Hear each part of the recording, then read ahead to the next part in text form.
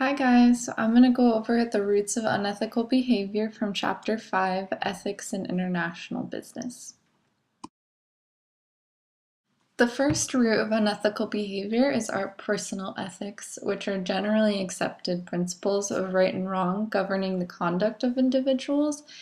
Examples of this are things like lying and cheating. Most of us personally accept that those things are wrong and tend to not practice them as part of our little ethical code. Our personal ethics stem from our environmental upbringing, things like how our parents raised us, how we were taught in school, or maybe what religion we practiced, things like that. The second root of unethical behavior is our decision-making processes. This is the idea that people forget about ethical dimensions when they're making decisions. Instead, they use more of a straightforward business calculus, which is just good economic logic and doing what's best for the company. An example of this could be like hiring a subcontractor because they're the cheapest and easiest to deal with maybe, but failing to ask how does this subcontractor treat the workforce, and basically just ignoring the ethical dimensions of that decision to hire that subcontractor.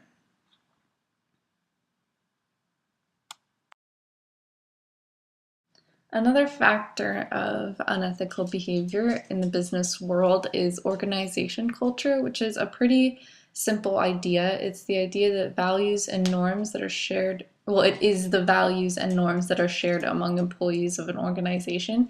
Values are just abstract ideas about what a group believes is good and right, and norms are the social rules and guidelines that prescribe appropriate behavior. So basically, if you are hired by some company where everyone is just behaving in an awful manner, you may be more influenced to behave in that culture because that is just, those are the values and norms of where you're working at that organization.